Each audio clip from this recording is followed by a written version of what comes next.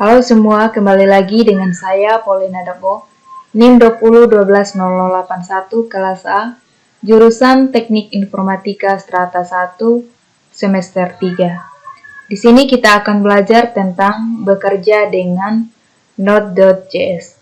Dalam Node.js terdapat banyak model dan kelas yang memiliki fungsi spesifik yang biasa disebut Node.js API, atau kepanjangannya adalah Application Programming Interface atau Pustaka Standar atau Standar Library. Pada modul kali ini kita akan hanya menjelaskan tentang materi-materi esensial yang perlu dipahami pada saat kita bekerja di lingkungan Node.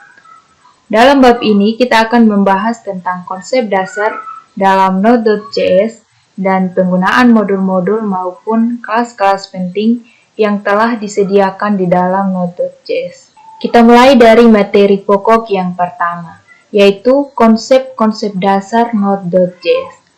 Sebelum melangkah lebih jauh ke pembahasan selanjutnya, pada bagian ini kita akan membahas sekilas tentang konsep-konsep dasar dalam Node.js agar Anda dapat memahami cara kerja dari aplikasi yang dibuat menggunakan Node.js. Yang pertama yaitu pemrograman event-driven. Dalam proses eksekusi kode Node.js menggunakan mekanisme event-driven. Dalam mekanisme ini, suatu aksi akan dilakukan ketika kejadian atau event tertentu terjadi. Mekanisme event-driven pada umumnya digunakan pada aplikasi-aplikasi berbasis GUI atau pada saat kita menggunakan JavaScript untuk memanipulasi objek DOM atau dokumen objek model di lingkungan web browser. Sebagai contoh, suatu aksi akan dilakukan setelah tombol tertentu diklik atau setelah item di dalam combo box diubah.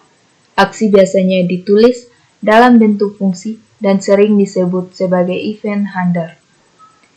Kode yang digunakan untuk menangani event tertentu pada saat aplikasi Node.js dieksekusi, Node.js akan menjalankan event log dan aplikasi akan berada dalam keadaan diam atau idle sampai mendengarkan atau menunggu satu event terjadi. Sebagai contoh, ketika terjadi permintaan dari komputer klien, aplikasi Node.js akan mendeteksi permintaan tersebut sebagai event dan menjalankan fungsi yang dijadikan sebagai event handler. Perhatikan contoh kode di layar. Pada contoh di layar, kita membuat objek dari kelas http.server atau kelas server yang berada di dalam modul HTTP dengan cara memanggil fungsi HTTP. Create server, objek tersebut selanjutnya digunakan untuk mendengarkan permintaan yang dikirim melalui port 3000.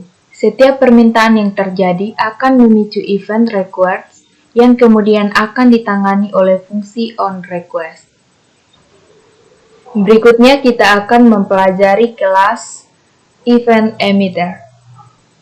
Node.js memfasilitasi mekanisme event-driven melalui kelas event emitter yang berada di dalam modul event.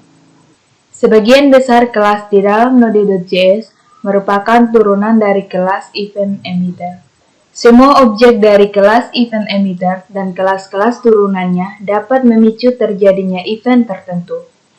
Sebagai contoh, fs.readStream akan memicu event open ketika suatu file dibuka untuk dibaca datanya. Node.js mengizinkan kita untuk mendefinisikan event tertentu pada objek yang kita buat. Syarat objek tersebut perlu dibuat menggunakan kelas event emitter atau kelas turunan dari kelas event emitter.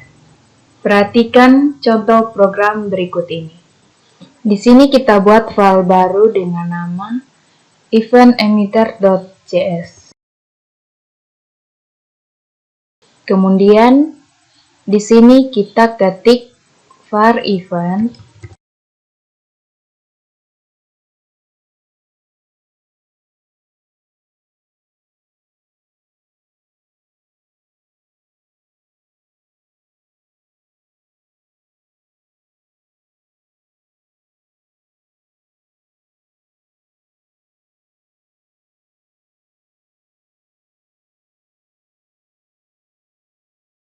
Pendefinisian event di dalam objek dari kelas event emitter dilakukan menggunakan metode on. Metode on adalah metode yang diwariskan dari kelas event emitter yang merupakan alias dari fungsi at_listener. Dengan demikian, penggunaan metode on di atas dapat diganti menggunakan kode berikut ini. Oke, di sini kita ganti on dengan n_listener. Kemudian kita simpan dan kita jalankan. Maka muncul seperti ini. Untuk memicu terjadinya event tertentu, kita perlu menggunakan atau perlu memanggil metode emit dengan nama event sebagai nilai parameternya.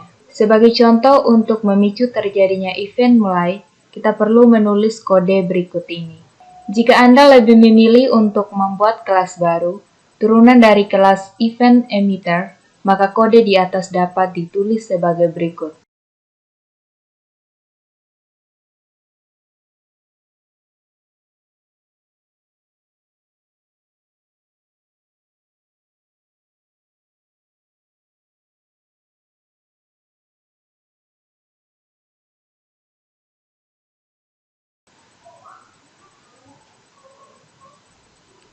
Blocking I/O dan non-blocking I/O.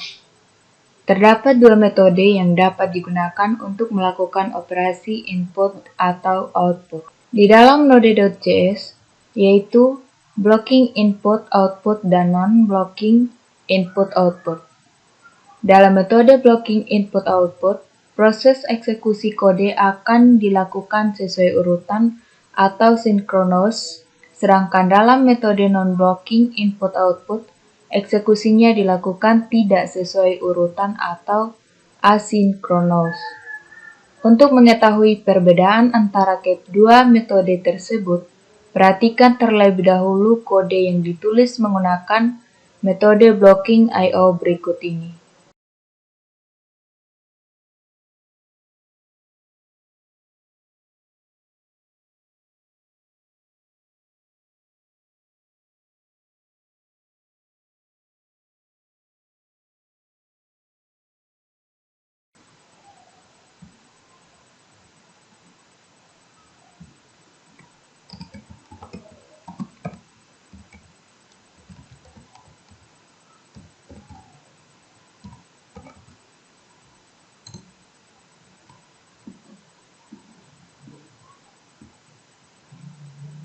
Pada metode blocking I/O seperti di layar, perintah program akan dieksekusi sesuai dengan urutannya.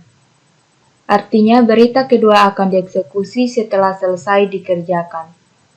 Demikian juga dengan perintah ketiga, yang akan dikerjakan setelah perintah kedua selesai. Selanjutnya, perhatikan kode berikut ini yang menggunakan metode non-blocking I/O.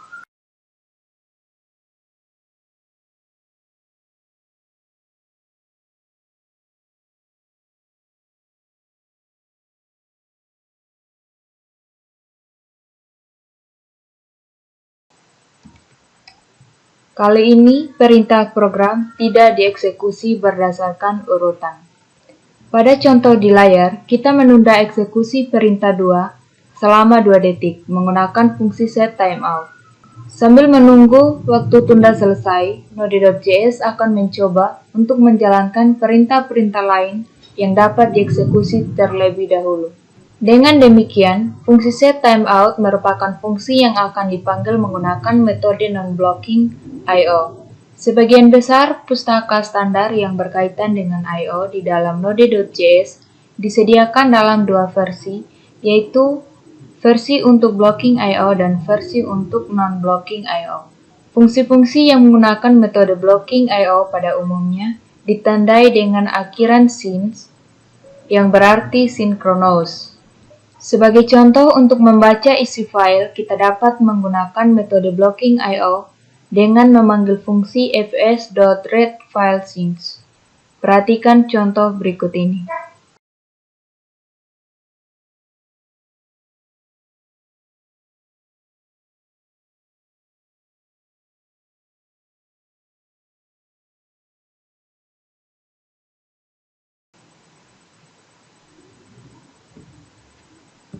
Jika ingin menggunakan metode non-blocking I/O, maka kita dapat memanggil metode fs.readFile. Perhatikan contoh berikut ini.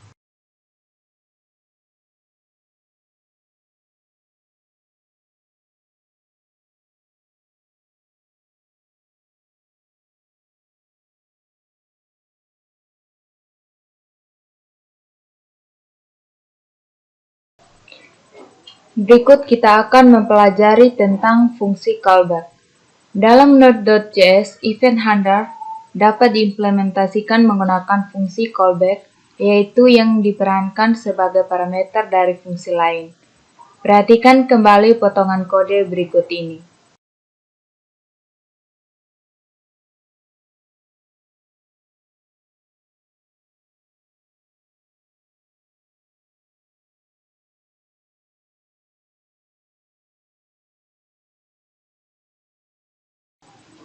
Pada kode di layar, fungsi onRequest dijadikan sebagai fungsi callback pada saat memanggil metode on dari objek server.